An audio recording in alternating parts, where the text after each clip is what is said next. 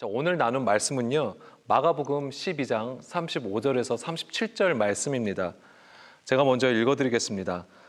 예수께서 성전에서 가르치실새 대답하여 이르시되 어찌하여 서기관들이 그리스도를 다윗의 자손이라 하느냐. 다윗이 성령에 감동되어 친히 말하되 주께서 내 주께 이르시되 내가 내 원수를 내 발 아래에 둘 때까지 내 우편에 앉았으라 하셨도다 하였느니라. 다윗이 그리스도를 주라 하였은즉 어찌 그의 자손이 되겠느냐 하시니 많은 사람들이 즐겁게 듣더라. 아멘.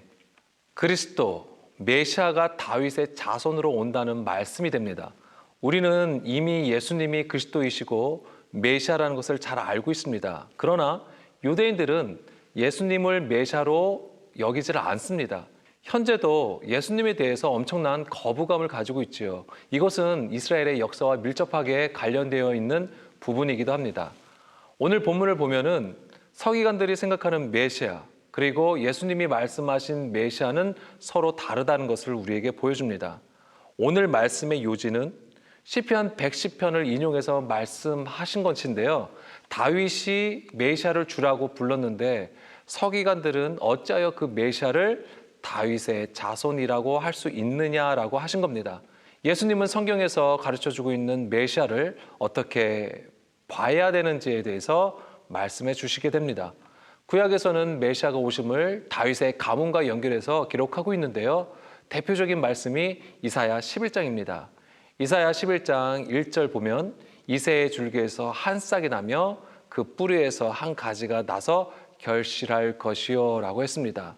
이사야 선지자는 이새의 후손으로 나실 메시아와 그가 다스릴 나라가 어떠한지에 대해서 기록하고 있는데요. 그의 위에 여호와의 영이 임할 것이고 지혜와 총명의 영, 모략과 재능의 영, 그리고 지식과 여호와를 경외하는 영으로 강림하신다고 했습니다. 그리고 공의와 정의로 다스리시게 되는데 이 말씀들은 다윗의 가문을 통해 오실 메시아에 대한 예언이 됩니다. 그리고 예레미야 23장 5절에서 6절 말씀인데요. 여호와의 말씀이니라 보라 때가 이르니니 내가 다윗에게 한 의로운 가지를 일으킬 것이라. 그가 왕이 되어 지혜롭게 다스리며 세상에서 정의와 공의를 행할 것이며 그의 날에 유다는 구원을 받겠고 이스라엘은 영원히 살 것이며 그의 이름은 여호와 우리의 공의라 일컬음을 받으리라. 아멘. 다윗에게 한 의로운 가지를 일으킬 것이라. 이것도 메시아에 관한 예언의 말씀이죠. 다윗의 계보를 통해서 오시는 메시아의 도래와 그가 다스리는 나라에 대해서 예언한 말씀이 됩니다. 하나 더 찾아보면요. 아모스 9장 11절 12절입니다. 그날에 내가 다윗의 무너진 장막을 일으키고 그것들의 틈을 막으며 그 허물어진 것을 일으켜서 옛적과 같이 세우고 그들이 에돔의 남은 자와 내 이름으로 일컫는 망국을 기업으로 얻게 하리라. 이 일을 행하시는 여호와의 말씀이니라. 아멘. 무너진 다윗의 장막. 하나님은 다윗과 언약을 맺으면서 영원한 나라를 약속하셨었는데요. 이스라엘의 역사를 보게 되면 이스라엘은 남과 북으로 갈라지게 됩니다. 그리고 열방으로 흩어지게 되죠.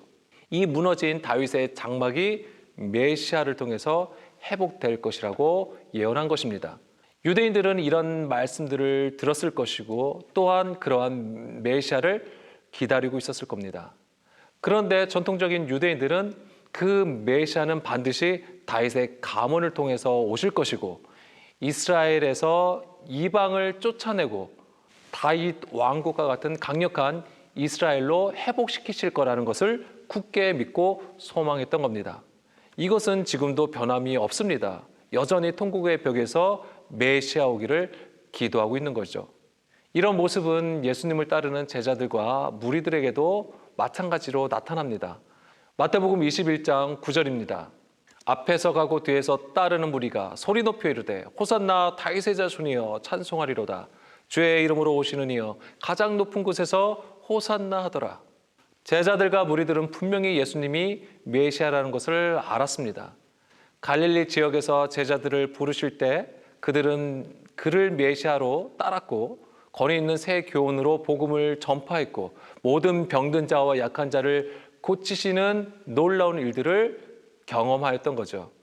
그들은 분명히 예수님을 메시아로 여겼고 그를 따랐던 겁니다.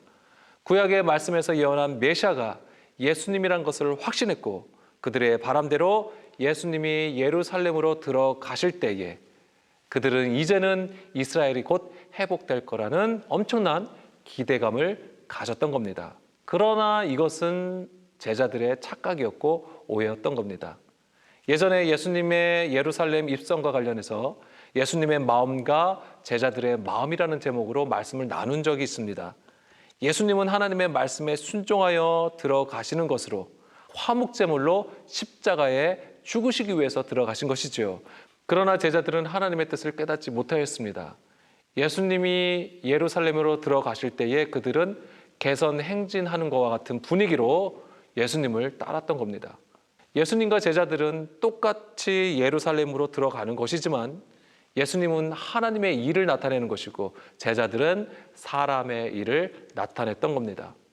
대부분의 유대인들은 강력하고 정치적인 유대인의 왕을 바라고 구했지만 그것은 유대교의 구조 안에서 그들이 가진 메시아 사상이었습니다.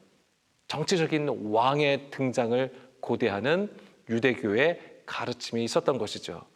다시 마가복음 12장 35절로 돌아가면 서기관들을 비롯해서 많은 유대인들은 다윗의 가문을 통해서 메시아가 등장할 거라고 믿었던 것이고 제자들도 예수님을 그렇게 생각했던 겁니다.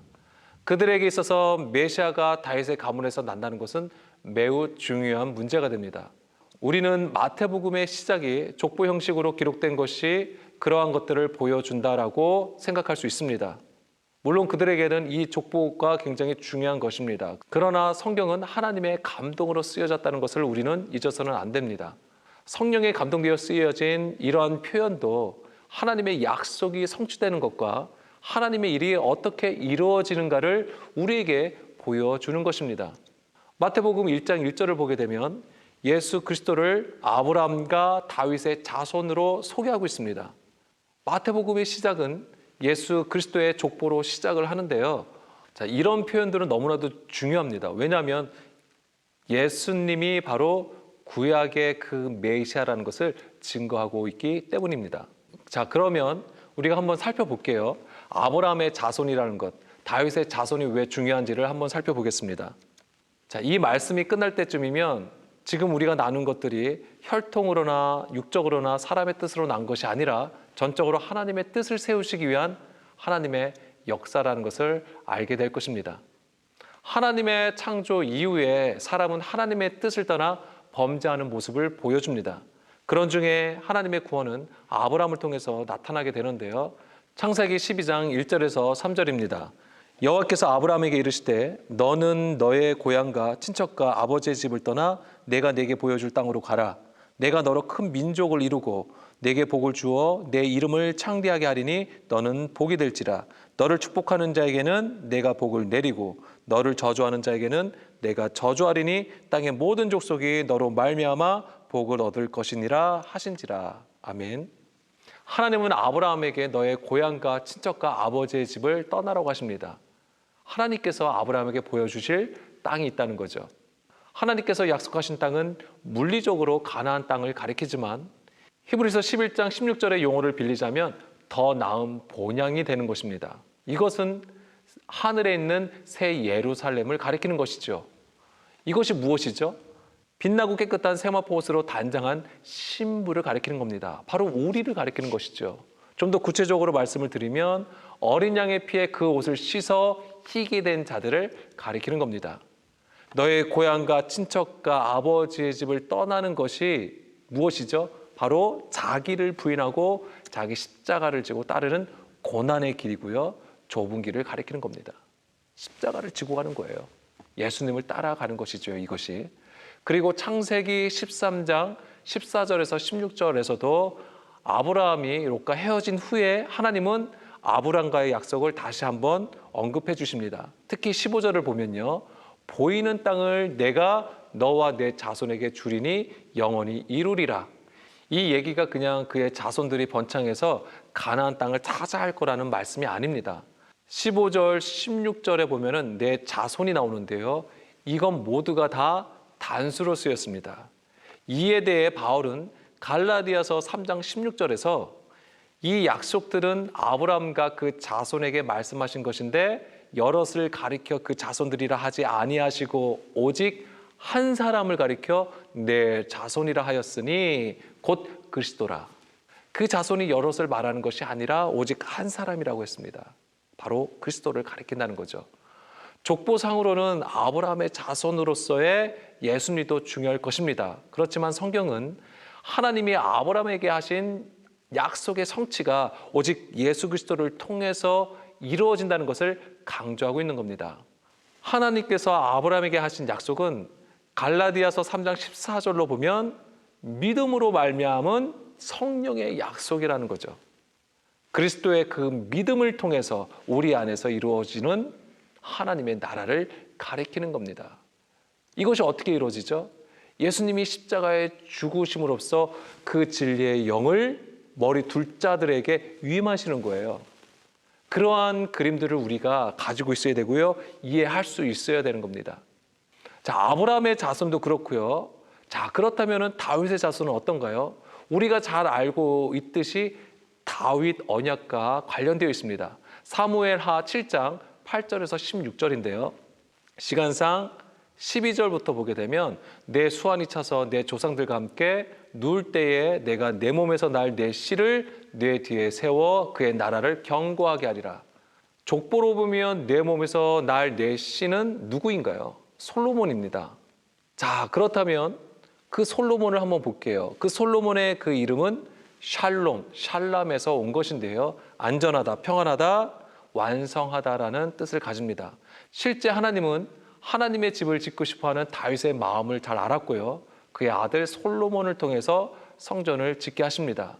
그런데 솔로몬이 성전을 지은 것이지만 사무엘하 7장 11절 후반절을 보게 되면 여호와가 너를 위하여 집을 짓는다고 하셨습니다.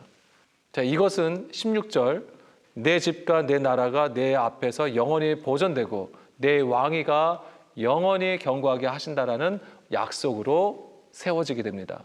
그러나 이스라엘의 역사는 솔로몬이 성전을 짓고 이스라엘이 번창하였으나 솔로몬이 죽은 이후에 남유다와 북이스라엘로 갈라지게 되죠. 그리고 북이스라엘은 아수르에 의해서 그리고 남유다는 바벨론에 의해서 멸망을 당합니다. 그렇다면 하나님의 약속은 무엇인가요? 그것은 내 자손, 내 씨, 즉 그리스도를 통해서 이루실 그리고 그리스도 안에 있는 자들로 하여금 은혜와 진리가 충만한 그 나라를 약속하신 겁니다. 이것이 바로 오늘 우리에게 일어나는 일이라는 거예요. 하나님 나라는 여기 있다 저기 있다가 아닌 너희 안에 있다라고 하셨잖아요. 우리 안의 이야기라고 하는 것이죠. 이것을 성취하시고 완성하시는 분이 바로 예수 그리스도라는 겁니다. 그러니까 혈통과 육정과 사람의 뜻도 아닌 하나님의 주권적인 은혜로 되어진다는 거죠. 사람이 아무리 대단하고 강하고 뜨거운 열정으로 하나님 앞에 있다 할지라도 사람의 것으로는 이룰 수가 없다는 거죠.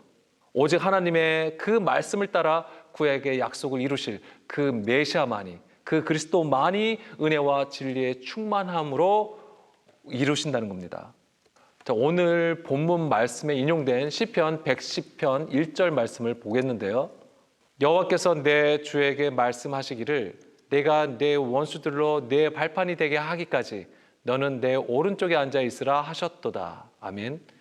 여기서 여호와는 하나님이죠. 아도나이라고 적혀 있고요. 내 주에서 나는 다윗 자신을 가리킵니다.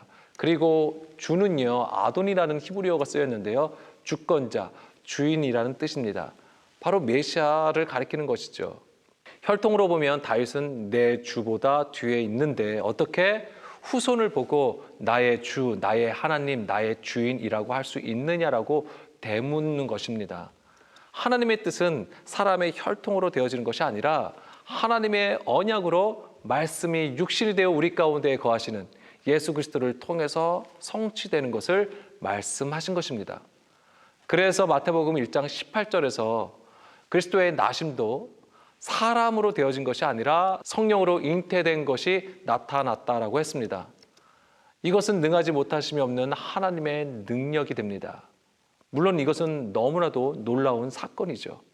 그러나 이러한 것 자체가 바로 하나님의 영이 우리 가운데에 오셔서 우리가 어떻게 거듭나는지를 보여주시는 그림이 됩니다. 성령으로 잉태되어 나타나는 것은 진리의 영이 우리 안에 거하셔서 무디고 감각 없는 우리의 육신됨을 깨트리시고 영의 사람으로 거듭나는 것이 무엇인지를 보여주는 것입니다. 우리가 진리의 말씀으로 나아지는 것이 무엇인지를 보여주시는 것이지요. 이것이 바로 성령의 약속이라는 겁니다. 태초의 말씀 안에 숨겨두신 하나님의 마음이고요, 뜻인 것이죠. 오늘도 우리가 알고 있는 말씀, 지식을 가지고 하나님을 이해하는 것이 아니고요, 성령의 감동으로 교훈을 받고 책망을 받아서 하나님의 의 가운데로 나갈 수 있어야 되는 것이죠. 이런 저와 여러분이 되기를 간절히 소망합니다. 감사합니다.